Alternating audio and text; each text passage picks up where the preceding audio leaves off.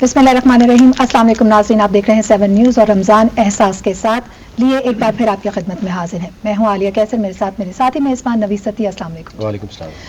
यकीनन हमारी पूरी कोशिश रहती है कि इस ट्रांसमिशन के ज़रिए हम उन सवालों के जवाब भी ढूंढ सकें कि जो माह रमज़ान में ख़ास तौर पर हमारे जहन में आते हैं, इसकी बरकतों के हवाले से कैसे हम ज़्यादा से ज़्यादा इससे मुस्तफ़ीद हो सकते हैं और इसका अज्र किस तरह से समेटा जा सकता है।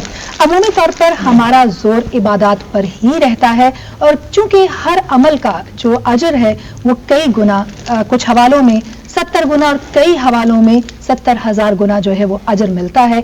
यही वजह है कि हम उस तरफ भलाई के कामों और उसके साथ साथ अल्लाह ताला की जानिब जो हमारे फ़राइज़ हैं उनकी अंजामदही में मशगूल रहते हैं।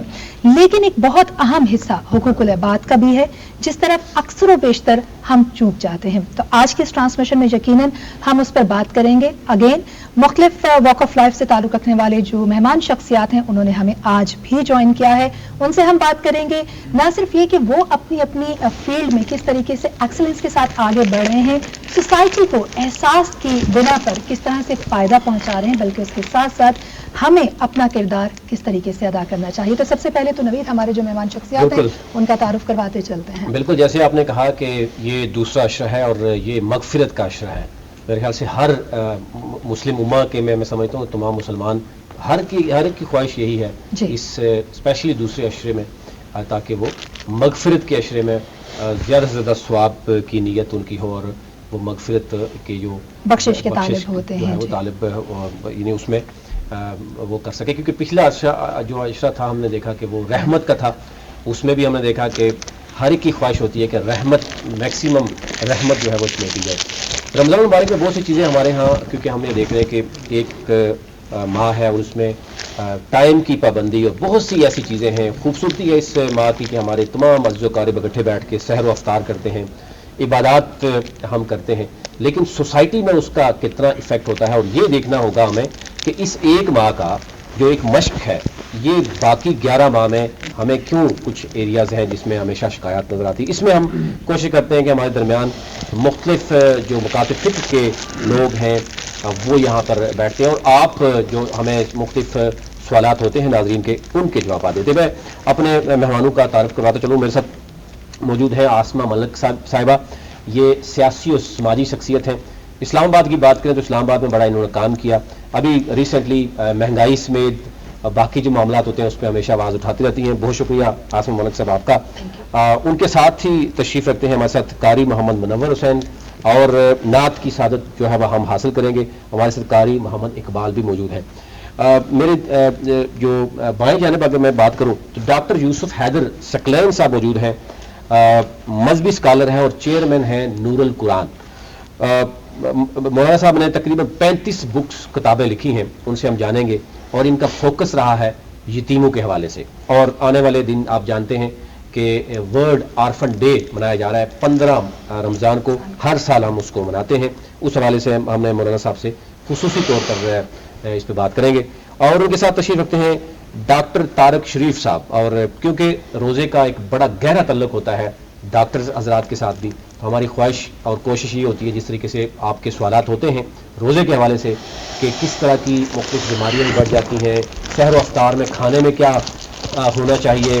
और आवाम स्पेशली पाकिस्तान में क्योंकि खाने पीने के हवाले से, महंगाई के हवाले से बहुत सी चीज़ें चल रही होती हैं, तो डॉक्टर्स हजरात बता सकते हैं कि सादा ग़िज़ा क्या होनी चाहिए सहर व अफ्तार में। जी अली, अगर हम पहले चलते हैं तलावत कलाम की तरफ। और हमारे साथ मौजूद है कारी मोहम्मद मुनव्वर हुसैन।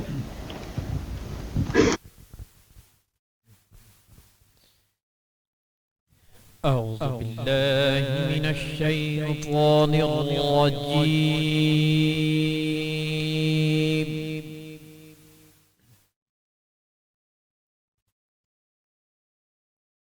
बिस्मिल्लाहिर रहमानिर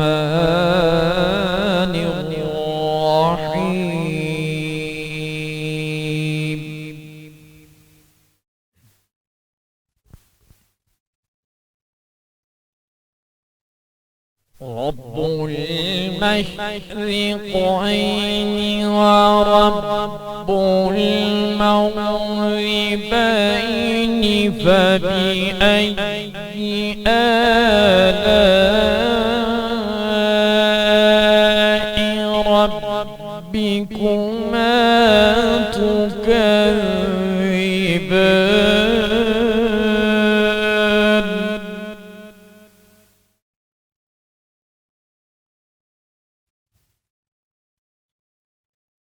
مرج البحرين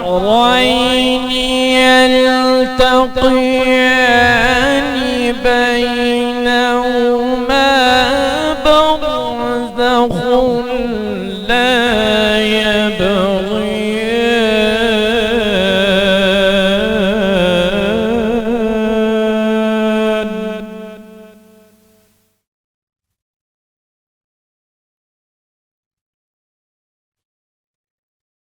مرج البحرين يلتقيان بينهما برزخ لا يبغيان فبأي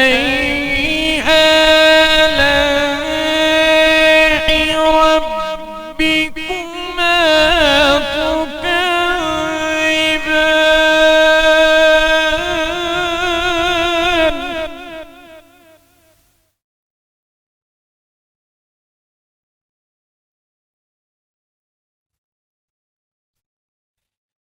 يخرج منهما اللؤلؤ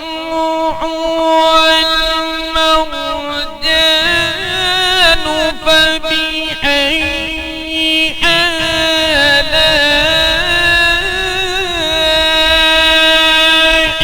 ربكما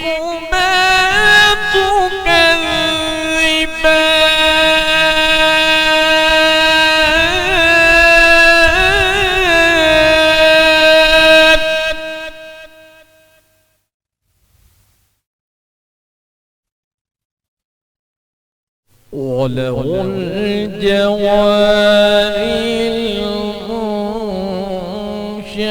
المنشآت في البحر كالأعلام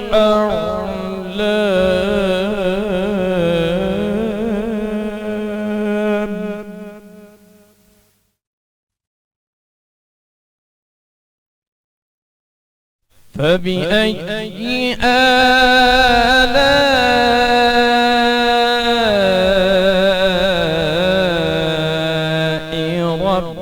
ربكما تكذبان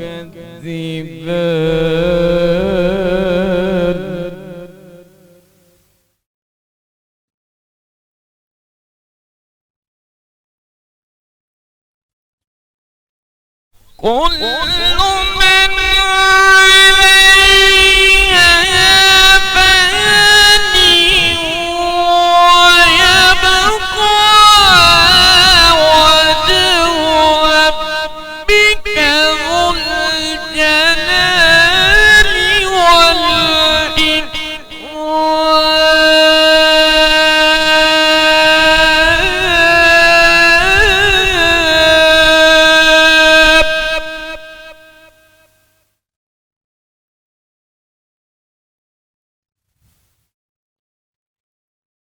كل من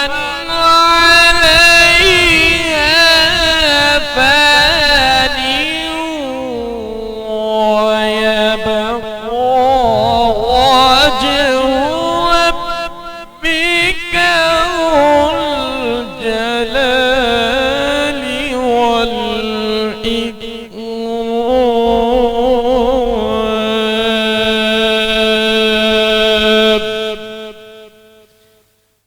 صدق الله العظيم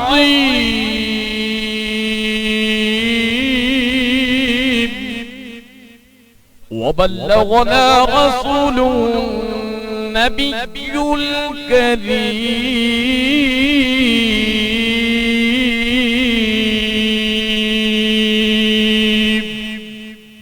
جزاک اللہ قاری منور حسین صاحب ہمارے ساتھ تھے، بہت شکریہ. جیسا آپ کا نام اور ویسا ہی کلام.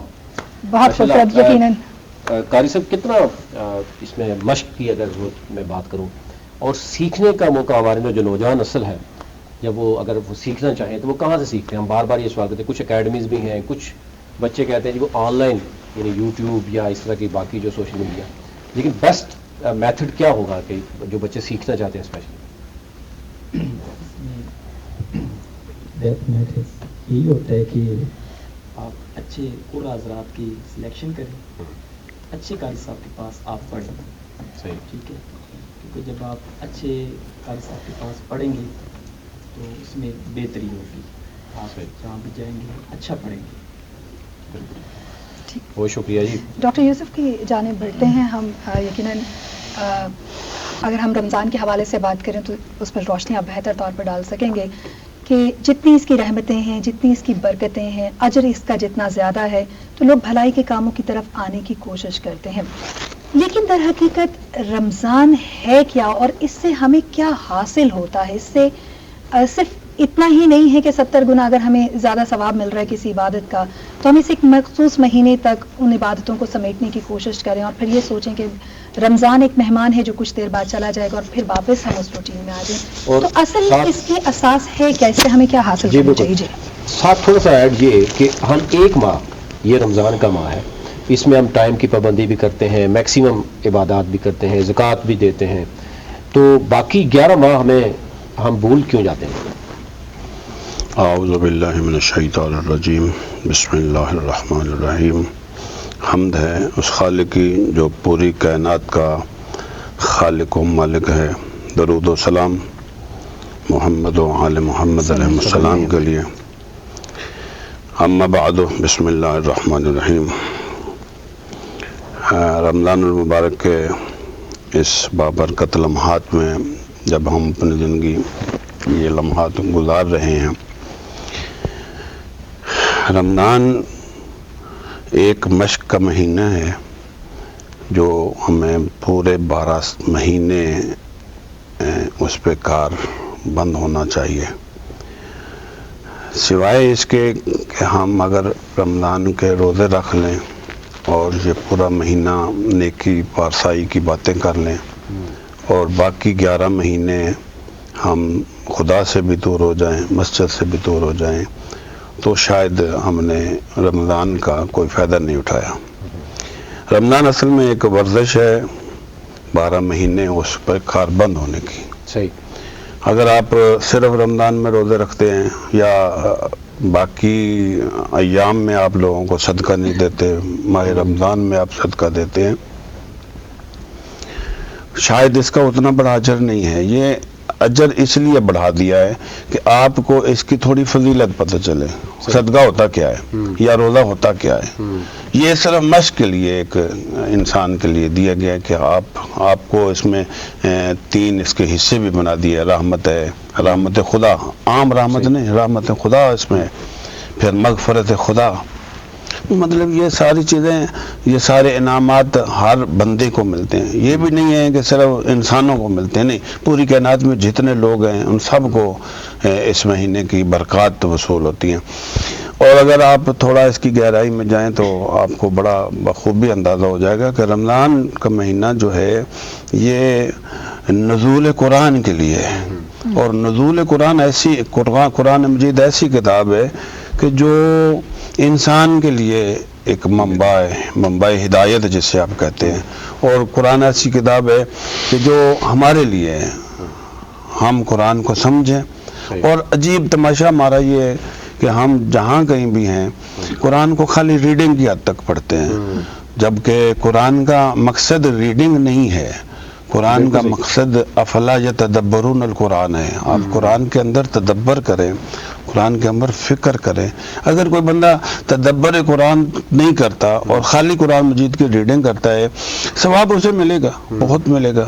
کیلکولیٹر کی طرح آپ اسے شمار کنندگان کی طرح. اچھا ڈاکٹر صاحب، مکمل ضابطہ حیات ہے قرآن، جیسے آپ نے کہا کہ ہمیں اس پہ کاربند ہونے کی ضرورت ہے، اور بڑا واضح پیغام ہے اس کا کہ ہمارے حقوق اللہ اور حقوق العباد دونوں ساتھ چلنے چاہیے. تو یہ رمضان ہمیں تیار کرتا ہے ان چیزوں کے لیے. جیسے ہم اپنی ٹرانسمیشن کی بات کرتے چلیں رمضان احساس کے ساتھ، تو احساس سب سے بڑی اساس ہوتی ہے رمضان کی. آپ سمجھتے ہیں کہ ہم میں وہ احساس ہے، اور اگر نہیں ہے تو ہم کس طریقے سے اس کو اجاگر کر سکتے ہیں کہ باقی کے 11 مہینے بھی ہم اس پر کاربند رہیں؟ شکر خدا، الحمدللہ ہم رمضان کے ان ایام میں، ان ساعتوں میں اپنی زندگی کے وہ ایام گزار رہے ہیں کہ جو رحمتوں کے مہینہ ہے، جو ساعتیں رحمت کی ہیں، جن کے بارے میں سرکار رسالت مآب صلی اللہ علیہ وآلہ وسلم نے فرمایا کہ اس کی ساعتیں دوسرے مہینے کی ساعتوں سے افضل ہیں، اس کی راتیں، اس کے دن، ان کی گھڑیاں ایوری باقی مہینوں سے سب سے یہ افضل ہے.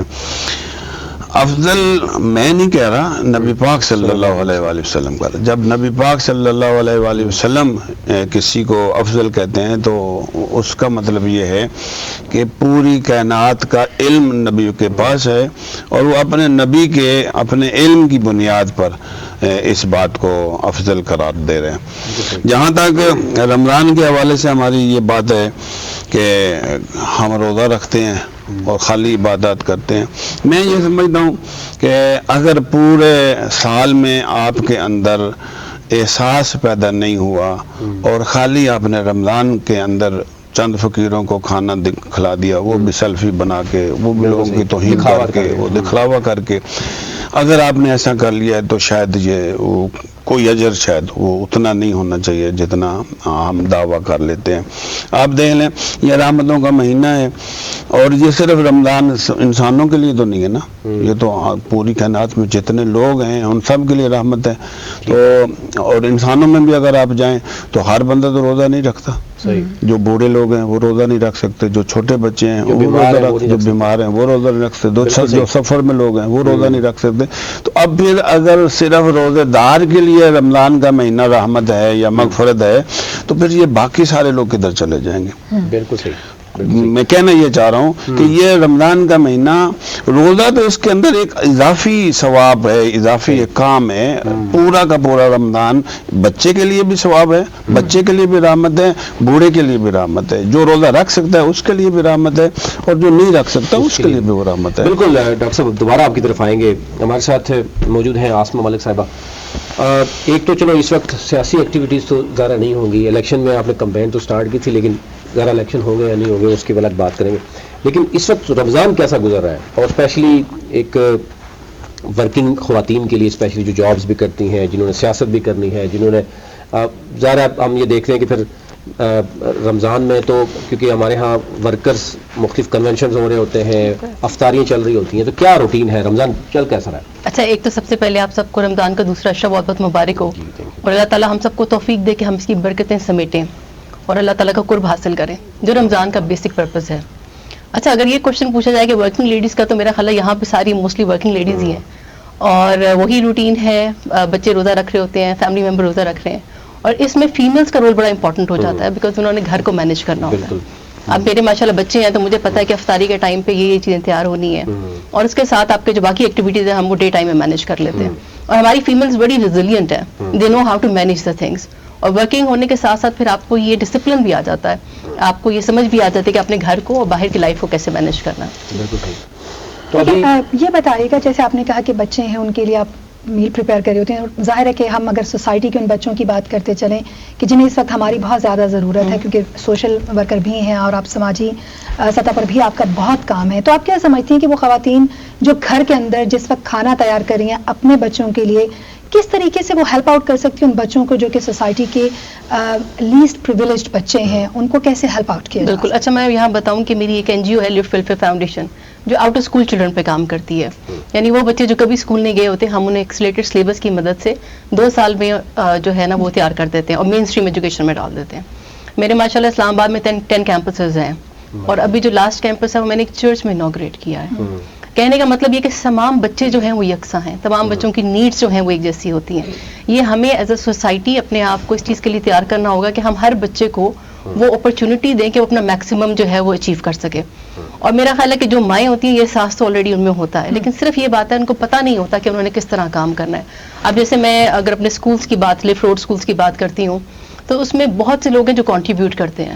اس میں بہت سے ایسے لوگ ہیں جو بکس کی فارم میں دیتے ہیں، نوٹ بکس کی فارم میں دیتے ہیں. ویری ایزی ان بچوں کو پرووائڈ کرنا ایجوکیشن، کیونکہ یہ وہ بچے ہیں جو out of school for some reasons ہیں، یا تو فیملیز فیکٹرز ہیں یا سوسائٹیل کے فیکٹرز ہیں، تو کیا کتنا مشکل کتنا آسان؟ اچھا، 2 سال پہلے جب میں نے کام یہ شروع کیا اور یہ پروجیکٹ ڈیزائن کیا تو میری ٹیم نے مجھے کہا madam this is one of the difficult thing, کیونکہ ایسے بچے جو ہیں وہ پڑھنا ہی نہیں چاہتے.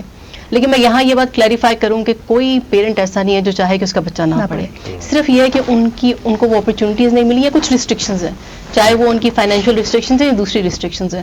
تو ہم نے یہ کیا کہ ہم نے مارننگ اینڈ ایوننگ پروگرامز دونوں دے دیے. وہ بچے جو مارننگ میں کام کرتے ہیں وہ ایوننگ میں آ کے وہاں پہ تعلیم حاصل کر سکتے ہیں. دیکھیں آپ, انہوں نے بھی بتایا کہ جیسے 2.5 کروڑ سے زیادہ بچے ہمارے اسکولوں سے باہر ہیں, اور میں یہاں پہ یہ بتاؤں کہ 40% بچے ہمارے اسکولوں سے باہر ہیں. اگر آپ کے ملک کے 40% بچے جو ہیں وہ اسکولوں سے باہر ہیں تو آپ کس ترقی کی بات کرتے ہو؟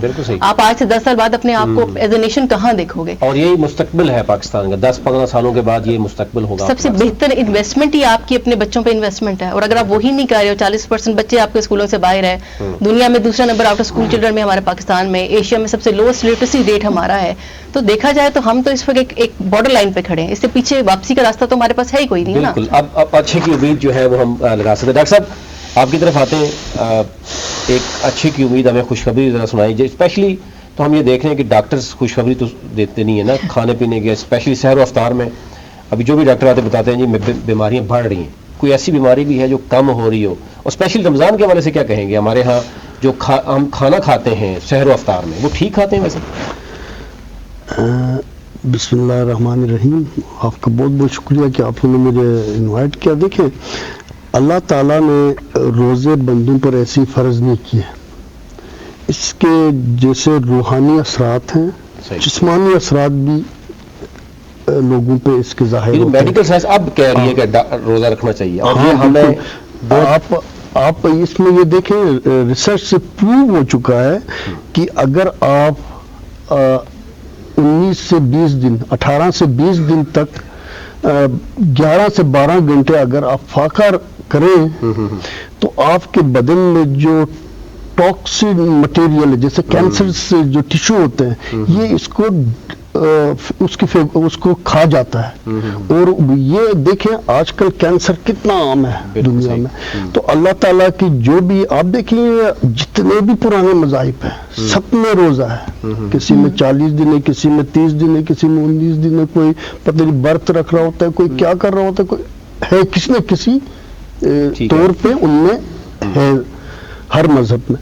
تو اس کے اتنے فائدے ہیں روزوں کے, تو اس لیے ہر مذہب میں اس کو کسی نہ کسی صورت میں لاگو کیا ہوا ہے. صحیح. تو اللہ تعالیٰ جو اب جب ایک چیز لوگوں پہ فرض کرتا ہے, اللہ تعالیٰ کا پیغمبر جب ایک چیز لاتا ہے تو اس کے فائدے بڑے ہوتے ہیں. اچھا ڈاکٹر صاحب, یہ جو آپ نے بات کی کہ 12 گھنٹے 16 گھنٹے 18 گھنٹے جو بھی ایک وقفہ ہے دے کر اس کو آپ روزہ رکھ سکتے ہیں, یا ویسے بھی اپنی لائف سٹائل میں اس کو ایڈ کر سکتے ہیں.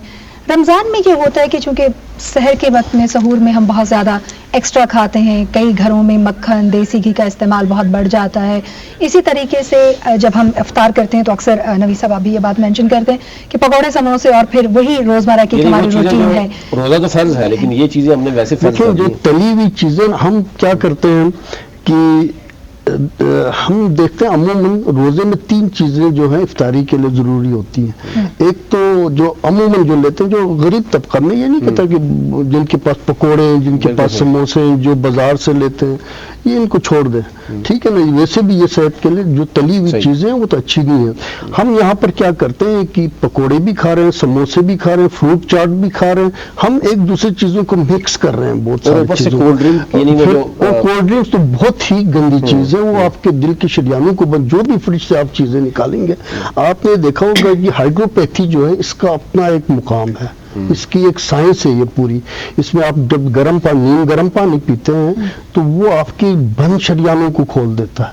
یا ہم شام کو جب افطاری کے ٹائم پر ہم افطاری کرتے ہیں تو آپ نے دیکھا ہوگا کہ نمک لیتا ہے, جیسے مولانا صاحب مجھے سیکنڈ کریں گے شاید, تو نمک سے کوئی افطاری کا کیوں کرتے ہیں یہ؟ وہ ہماری جو دن میں جو باڈی میں نمکیات کی جو کمی ہوتی ہے ہم وہ اس طرح پورا کرتے ہیں. کھجور لیتے ہیں, کھجور میں کیا ساری نمکیات ہے, سارا اس میں ایک پوری خوراک ہے. وہ سنت رسول بھی ہے, وہ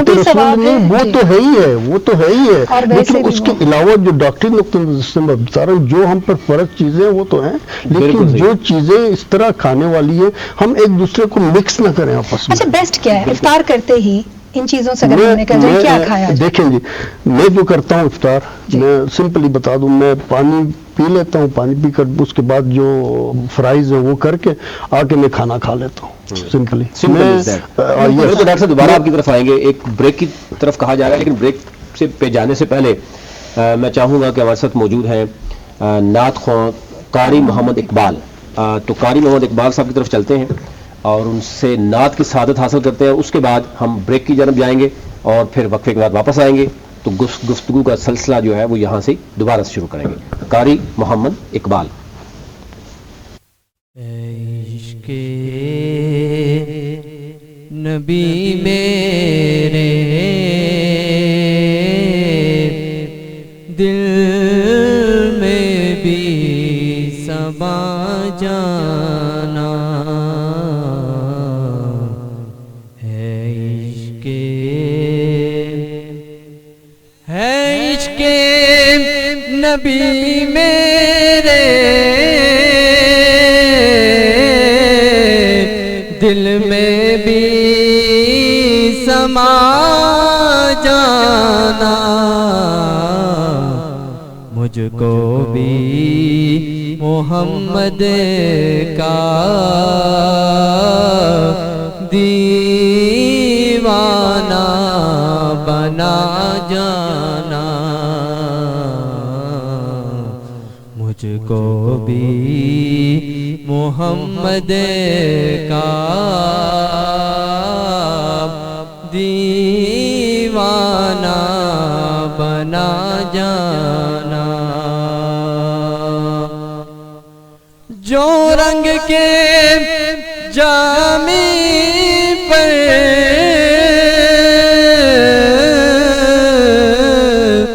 رومی پہ چڑھایا تھا،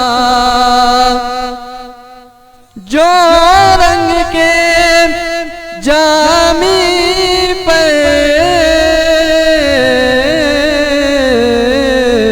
رومی پہ چڑھایا تھا، اس رنگ کی کچھ رنگ مجھ پہ بھی چڑھا جانا، اس رنگ کی کچھ رنگ مجھ پہ بھی چڑھا جانا.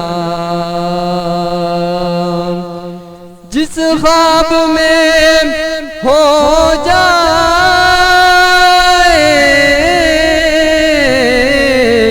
دیدار نبی حاصل، جس خواب میں ہو جائے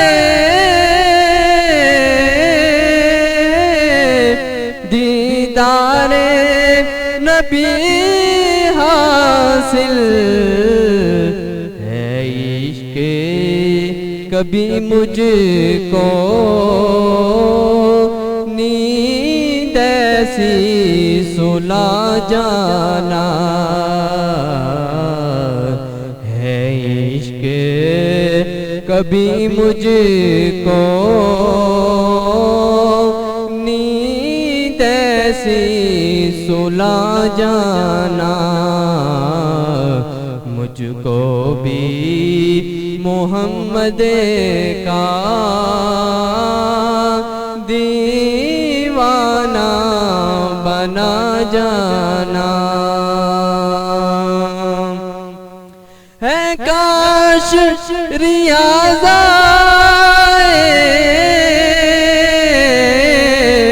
پیغام مدینے سے ہے، کاش ریاض پیغام مدینے سے سرکار بلاتے ہیں، تم نعت سنا جانا. سرکار بلاتے ہیں، تم نعت نعت سنا جانا ہے عشق نبی میرے دل میں بھی سما جانا مجھ کو بھی محمد کا دیوانہ بنا جانا. جزاک اللہ. بہت خوب. بریک کے بعد آپ کو خوش آمدید کہیں گے. آپ دیکھ رہے ہیں رمضان احساس کے ساتھ. میں ہوں عالیہ کیسر اور نوید ستی. ہماری مہمان شخصیات ہمارے ساتھ موجود ہیں. جیسے کہ ناظرین ہم اس پر بات کر رہے ہیں کہ دوسرے عشرے میں ہم داخل ہو چکے ہیں. مغفرت کا عشرہ ہے اور یہ عشرہ بھی بہت جلد ہم سے رخصت ہونے والا ہے. تو اس کی رحمتیں, اس کی برکتیں جتنی زیادہ ہم سمیٹ سکتے ہیں, اللہ تعالیٰ ہمیں اس قابل بنائے کہ ہم وہ نہ صرف سمیٹیں بلکہ حقیقی معنوں میں جو اس سے ہمیں حاصل ہونا چاہیے, یعنی ایک دوسرے کا احساس کرنا اور ایک دوسرے کو معاف کرنے کا جذبہ. اللہ تعالیٰ سے ہم بخشش طلب کرتے ہیں. اسی طرح اپنے ارد گرد نگاہ دورائیے. بہت سی غلطیاں ہم سے ایسی ہو جاتی ہیں اپنے رشتوں میں جہاں ہمیں ان سے بھی معافی طلب کرنی ہے.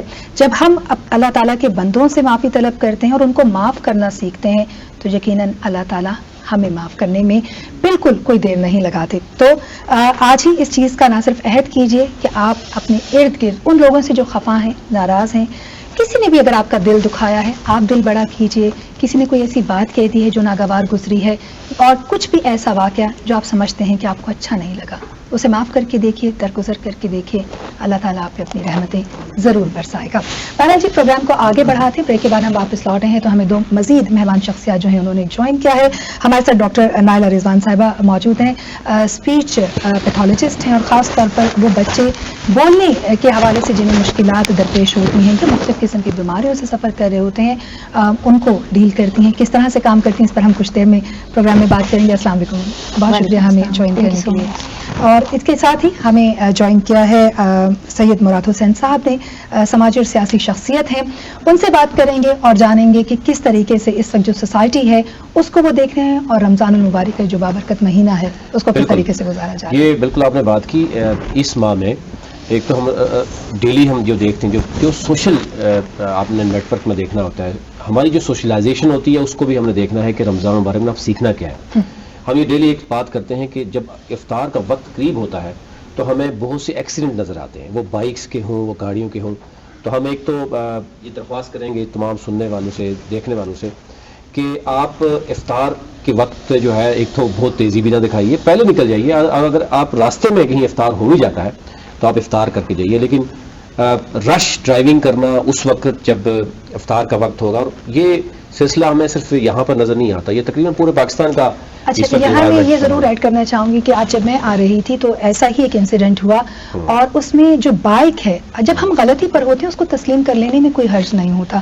ایک چھوٹی سی ہماری غلطی ہمارے لیے بھی جان لیوا ثابت ہوتی ہے, دوسرے لوگوں کے لیے بھی پریشانی کا باعث بنتی ہے, اور پھر رمضان میں ہم اس کو بحث مباحثے کی ایک شکل دے دیتے ہیں. اگر ہم اپنی غلطی مانیں, معذرت کر لیں اور آگے بڑھیں تو بہت سے لوگوں کا ٹائم ضائع ہونے سے بھی بچ سکتا ہے اور آسانیاں بھی ہو سکتی ہیں. بالکل جی, ہمارے ساتھ موجود ہیں سید مراد حسین بخاری صاحب. بخاری صاحب بتائیے جی, ایک تو یوتھ لیڈر بھی ہیں اور ریسنٹلی آپ جیل بھی کاٹ کے ہیں, اس پہ تو بعد میں آئیں گے.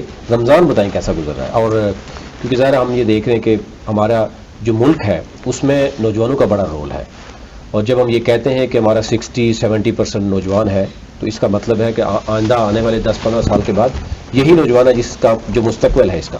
لیکن اس وقت بہت سے مسائل ہیں, مختلف پولیٹیکل پارٹیز کے ساتھ بھی ہم یہ دیکھ رہے ہیں کہ ایندھن کی طرح بھی استعمال کرتی ہیں. بہت سے ایسے بچے بھی ہیں جو یہ سمجھتے ہیں, اور یہاں پر جو بھی ہم یہ دیکھ رہے ہیں کہ مختلف سیکٹرز میں کام کرنے والے مرد و خواتین جب آتے ہیں تو وہ بھی دیکھتے ہیں کہ 17 سال تک تو کہ ووٹ کا رائٹ نہیں ہوتا, تو اس لیے اس پر حکومت کا یا پولیٹیکل پارٹیز کا بھی اتنا فوکس نہیں ہوتا. اس کے بعد جو ہے وہ فوکس ہوتا ہے. کیا سمجھتے ہیں کہ ایک تو آپ سب سے پہلے تو بتائیے رمضان کیسا گزر رہا ہے, اور کیونکہ آنے کے بعد جو اس وقت پولیٹیکل صورتحال چل رہی ہے وہ بھی آپ کے سامنے ہے, لیکن جو مہنگائی ہے یا نوجوانوں کا جو رول ہے اس کو آپ کیسے دیکھ رہے ہیں؟ بسم اللہ الرحمن الرحیم. سب سے پہلے آپ کا شکریہ جی کہ آپ نے اس رمضان ٹرانسمیشن میں مجھے یہاں پہ بات کرنے کا موقع دیا. دیکھیں رمضان کے حوالے سے بات کرتے ہیں جی کہ ابھی آپ کو پتہ ہے سب کو دوسرا عشرہ جا رہا ہے اور یہ مغفرت کا ہے. تو سب سے پہلے تو انسان کو ایک اللہ نے موقع دیا ہے رمضان میں عبادت کرنے کا اور معافی مانگنے کا اللہ سے. جتنے بھی گناہ انسان کرتا ہے زمین سے آسمان تک گناہوں کا انبار لگا دے, لیکن اللہ سے سچے دل سے توبہ کرے, رو کے گڑ گڑا کے معافی مانگے تو اللہ کے خزانے میں کمی نہیں ہے, وہ انسان کو معاف کرتا ہے.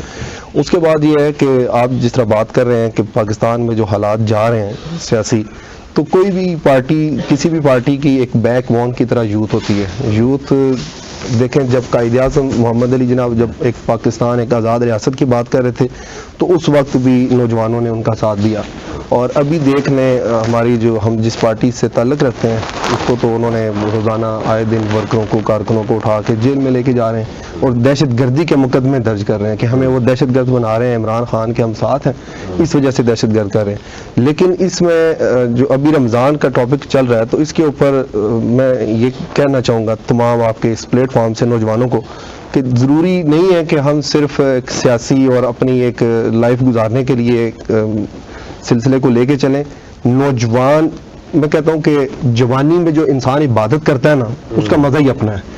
یعنی کہ آپ بڑھاپے میں جا کے ہم 40-50 سال کی عمر میں جا کے بال ہماری داڑھی سفید ہو جائے تو پھر ہم نماز اور روزے کی طرف توجہ دیں, تو میرے خیال سے جو میرے نالج میں ہے یا میری جو سمجھ ہے کہ اگر جوانی میں گڑ گڑا کے اللہ سے معافی مانگی جائے اور انسان اصل اس کی عبادت جوانی میں ہی ہوتی ہے. اور آج کل بحیثیت معاشرہ آپ دیکھ رہے ہیں کہ پاکستان کے نوجوان یا جتنی بھی ہماری سوسائٹی ہے سارے مغربی ممالک کو فالو کر رہے ہیں, اور میں یہ سمجھتا ہوں کہ ہمیں اپنے جو انبیاء اکرام کا جو ہمیں ایک سبق ملا ہوا ہے جو ان کا اسوہ حسنہ ہے, ہم نوجوان ایک اچھی زندگی ان کو ہم دیکھ کے ان کو پڑھ کے تو اپنی ایک اچھی زندگی گزار سکتے ہیں. تو رمضان عبادت کر رہے ہیں, ہم بھی اللہ سے معافی مانگ رہے ہیں اور تمام جو بھی ہیں عبادت کر رہے ہیں.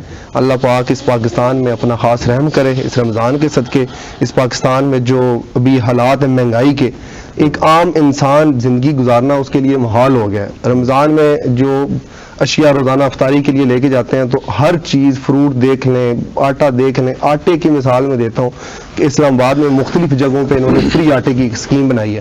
تو صبح 6:30 بجے 7 بجے افطاری کے بعد عورتوں کی لمبی لائن ہوتی ہے اسلام آباد کی مختلف جگہوں پہ جہاں پہ یہ آٹا تقسیم کر رہے ہیں. تو وہ افطاری کے ٹائم نہیں ہوتی, یہ پورے پاکستان میں لائنز لگتی ہیں. ہاں, تو وہ ایک آٹے کا تھیلا دینے کے لیے کتنے لوگوں کے آپ کو پتہ ہے سوشل میڈیا پہ دیکھ رہے ہیں تو سارا دن بیٹھ کے افطاری کا ٹائم آتا ہے تو اس عورت کو کہتے ہیں آپ کا تو نمبر ہی نہیں ہے, جو آپ کو تو نہیں ملے گا.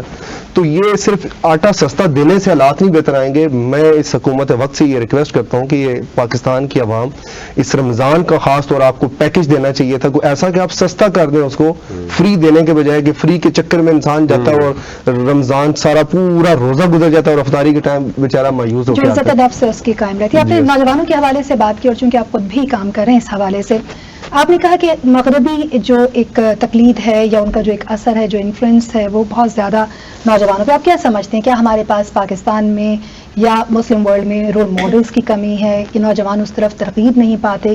مسائل کہاں ہیں, کیوں ہم اپنی ذمہ داریاں نہیں سمجھ؟ دیکھیں جی, سب سے پہلے تو حکومت وقت جو بھی حکمران آتا ہے اس کو چاہیے کہ پاکستان کے اندر ایسے مواقع فراہم کرے نوجوانوں کو کہ جس سے وہ ایک اعلیٰ تعلیم حاصل کرنے کے بعد اپنی دینی اور اسلامی تعلیم کے اوپر بھی ان کی توجہ ہونی چاہیے. مثال دیتا ہوں, کوئی بھی والدین ہے وہ کہتے ہیں میرا بیٹا بڑا ہو کے ڈاکٹر بن جائے, انجینئر بن جائے, وکیل بن جائے, اس طرح بن جائے, لیکن کسی نے یہ نہیں کہا کہ میرا نوجوان میرا بیٹا بڑا ہو کے عالم بن جائے, وہ ایک مفتی بن جائے. وہ ایک اس لیے ہمارے لیے ضروری ہے کہ ہماری ایک کامیاب زندگی تب بھی گزار سکتے ہیں کہ ہم اپنے حضرت محمد صلی اللہ علیہ وسلم کی جو ان کے بتائے ہوئے زندگی کے گزارنے کے طریقے ہیں ان کے اوپر ہم چلیں گے تو تبھی ہوگا. اس حوالے سے جب ٹیچر ریسنٹلی جب پی ٹی آئی کی گورنمنٹ تھی تو انہوں نے 2 یونیورسٹیوں میں ایک نئی یونیورسٹی بنائی, اس میں اسلامی ساری تعلیمات انہوں نے دینی تھی. اور کے پی میں آپ نے خاص طور پہ دیکھا ہوگا وہاں پہ قرآن مجید جو ہے اس کو ایک لازمی سبجیکٹ قرار دیا گیا. اس سے پہلے یہ تھا کہ ایک ہماری عربی یا کیا اسے کہتے ہیں کہ اسلامیات ہوتی ہے, اس میں پڑھتے ہیں آدھے گھنٹے کا پیریڈ ہوتا ہے, تو اس کے بعد بچوں کی ساروں کا فوکس یہی ہوتا ہے کہ ہم مغرب کو فالو کریں, ہم یہ اس ڈپارٹمنٹ میں جائیں. دین اور دنیا کے حوالے سے اگر ایک بیلنس ہمارے پاس مثال ہو تو یقیناً ہم آگے بڑھ سکتے ہیں. ڈاکٹر نائلہ رضوان, آپ کی طرف میں آنا چاہوں گی. پہلے تو بات کر لیتے ہیں کہ اسپیچ, آپ کیونکہ ایک ادارے کے ساتھ بھی کام کری ہیں بچوں کے حوالے سے, اسپیچ پیتھولوجسٹ کا کردار کیا ہوتا ہے اور بچوں کی اسپیچ کے حوالے سے جو آپ کام کر رہی ہیں وہ کیا کام ہے؟ اسپیچ پیتھولوجسٹ کا بیسکلی کردار ہوتا ہے کہ وہ بچے جو کسی بھی اسپیچ کے مسائل سے دوچار ہیں، آئدر وہ بول نہیں سکتے یا بول تو رہے ہیں لیکن بولنے کے دوران انہیں بہت سے مسائل فیس کرنے پڑ رہے ہیں، تو ان کو ڈائگنوز کرنا، پھر ان کی انٹرونشن کی طرف موو کرنا، یہ ہمارا کردار ہوتا ہے. کیونکہ آپ نے دیکھا ہوگا کہ اس وقت اگر دیکھا جائے تو کمیونیکیشن بہت بڑی اسکل ہے.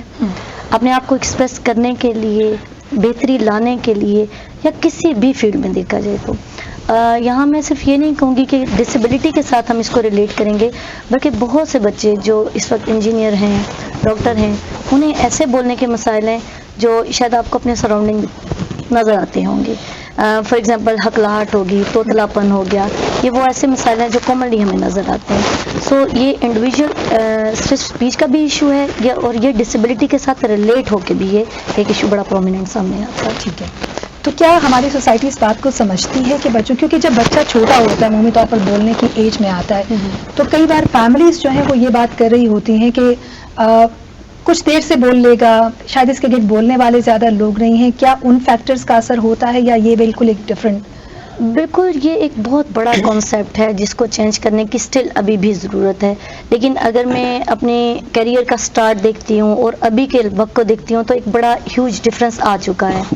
نو ڈاؤٹ پہلے لوگ ایسے ہی کیا کرتے تھے، ایون دین کہ بڑے بچے ہو جاتے تھے تو ہیئرنگ ٹیسٹ نہیں کرواتے تھے، بٹ اب سچویشن بہت چینج ہو چکی ہے. اب پیرنٹس بھی اویئر ہو گیا، مائلسٹونز کو دیکھتے ہیں. ایگزیکٹ ایسا ہی ہے، کس ایج میں مائلسٹون اچیو کریں گے. کیونکہ اب نارملی آپ نے دیکھا ہوگا کہ 3 سال کا جو بچہ ہے وہ اسکول گوئنگ ہوتا ہے، تو بڑا کینلی وہ چیزوں کو آبزرو کر رہے ہوتے ہیں کیونکہ، اور سب سے بڑی بات ہے یہ ایک کلک پہ جو ہمارا نالج ہے اس نے بہت فائدہ بھی دی ہے. تو کیا اسکولس بھی اس طرح کی فیسلٹیز کا ہونا آپ سمجھتی ہیں ضروری ہے، یا اس کے لیے بس ایک ادارے الگ سے جو کام کر رہے ہیں وہی بہتر ہے؟ نہیں، بہت ضروری ہے. اب انفیکٹ انکلوژن کا نام آپ نے سنا ہوگا کہ جہاں پہ ان بچوں کو فیسیلیٹیٹ کیا جاتا ہے جو مائنر ایشو کے ساتھ ہوتے ہیں. ایون دین ہمارا ایک پہلے دور تھا جس میں اسپیشل ایجوکیشن ہوتا تھا اور جنرل ایجوکیشن ہوتا تھا، لیکن اب کانسیپٹ چینج ہو چکا ہے کیونکہ ڈسیبلٹی میں یا کسی بھی ایشو میں مائلڈ، ماڈریٹ، سویئر لیولز ہوتے ہیں.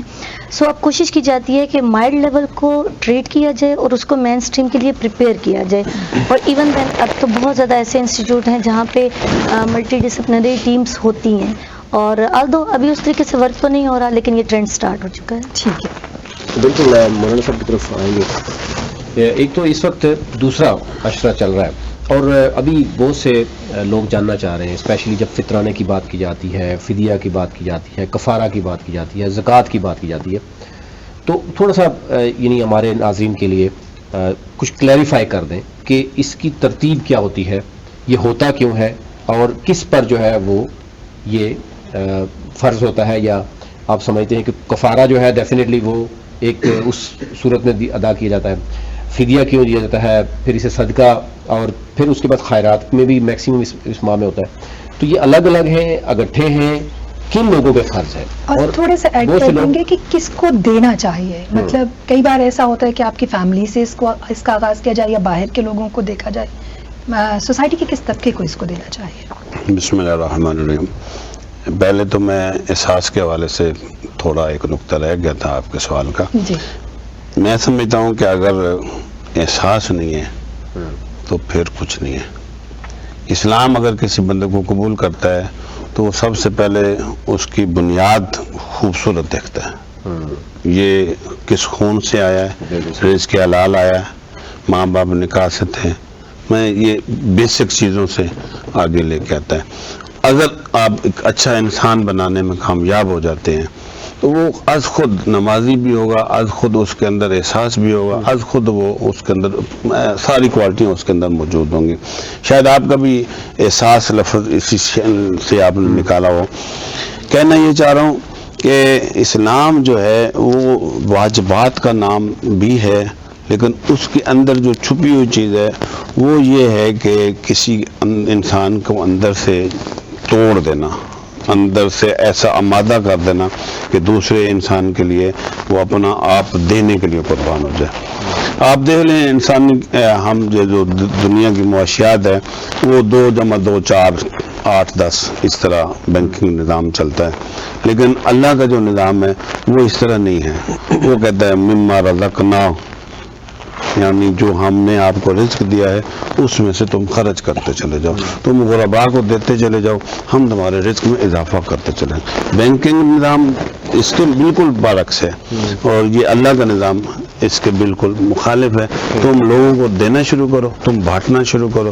اگر کسی کے پاس علم ہے تو وہ علم بانٹے، اگر کسی کے پاس دولت ہے وہ دولت بانٹے، اگر کسی کے پاس کچھ بھی نہیں ہے تو کم از کم محبت بانٹ سکتا ہے، احساس بانٹ سکتا ہے۔ تو بنیادی طور پر اس مہینے میں ہمیں جو کرنا چاہیے، اور اس کی پورے سال جو مشق ہونی چاہیے، وہ یہ مشق ہو رہی ہے پورے سال، اس پہ کار بند ہونا چاہیے پہلا۔ اور اب آپ کے سوال کی طرف آتے ہیں کہ کفارہ کیا ہے۔ روزے کا کفارہ 60 مساکین کو کھانا کھلانا ہے، اور یہ بھی رضائے کفارہ کیا ہے، یہ کس پر؟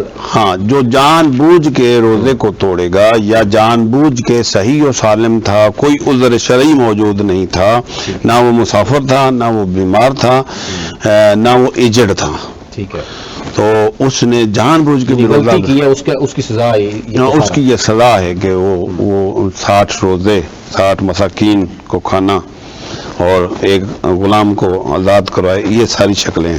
ٹھیک ہے، 60 مساکین کو کتنے دن کھانا کھلانا ہے؟ یا 60 مساکین کو ایک روزے کے لیے 60 کفارہ کفارہ، یہ ہے کفارہ، بالکل صحیح۔ اور اگر دوسرا لفظ ہم آگے لاتے ہیں وہ ہے فدیہ۔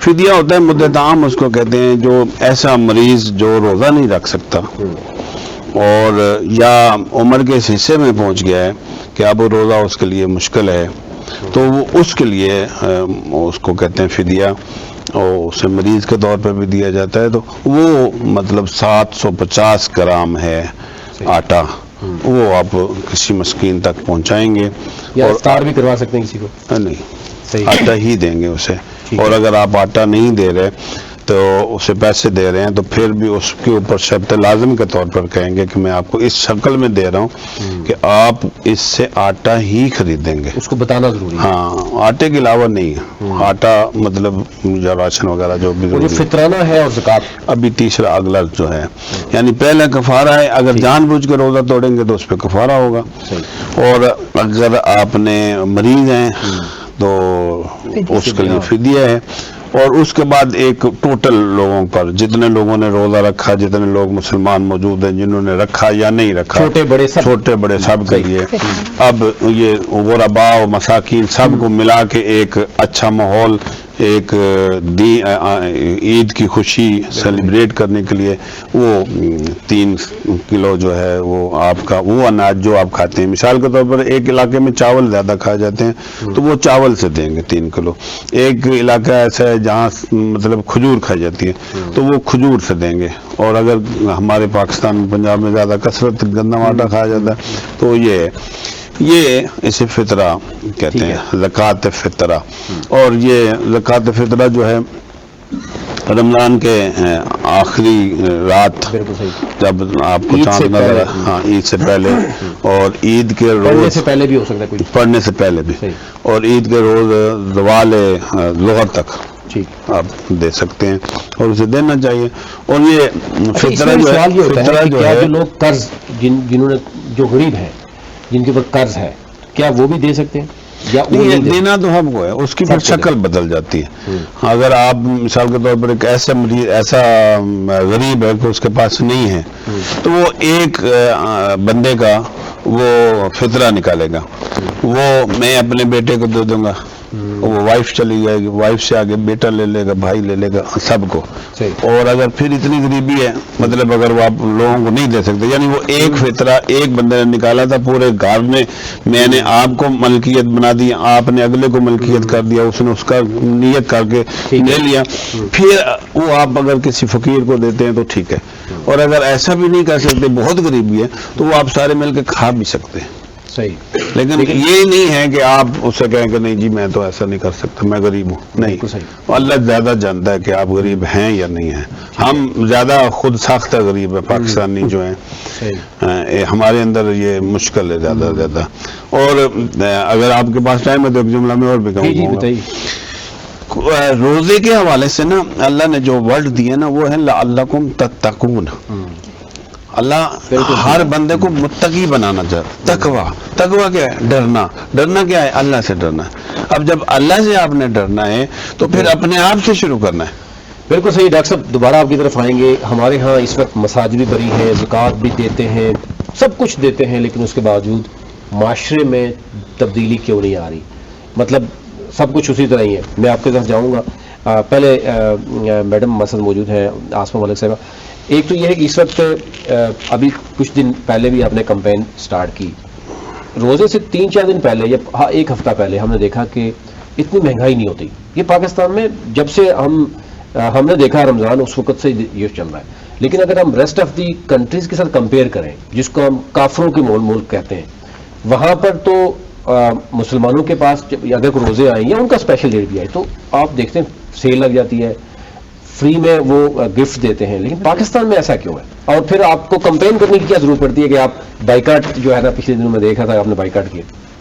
دیکھیے میرا خیال ہے کہ ایز اے مسلم ہمیں رمضان کا زیادہ احترام کرنا چاہیے, کیونکہ رمضان کا ایک نام جو ہے وہ احساس بھی ہے. اپنے دسترخوان کو وسیع کرنا کہ ان لوگوں تک بھی پہنچے جن کے پاس یہ اشیاء استعمال کی نہیں ہوتی. لیکن انفارچونیٹلی جب سے میں نے ہوش سنبھالا ہے, آپ کو تو اس پہ ہے, لیکن ہم نے یہی دیکھا کہ رمضان سے پہلے ہر چیز مہنگی ہو جاتی ہے. اور شاید لوگوں کو لگتا ہے کہ کمانے کا بہترین ذریعہ اپنے رمضان میں یہ سارا کچھ کمانا ہے. حالانکہ رمضان جو ہے وہ نیکیاں کمانے کا مہینہ ہے. اس میں آپ جتنا اپنے لوگوں کے لیے آسانیاں کریں گے اتنی درجات اور اتنی نیکیاں آپ کی زیادہ ہوں گی.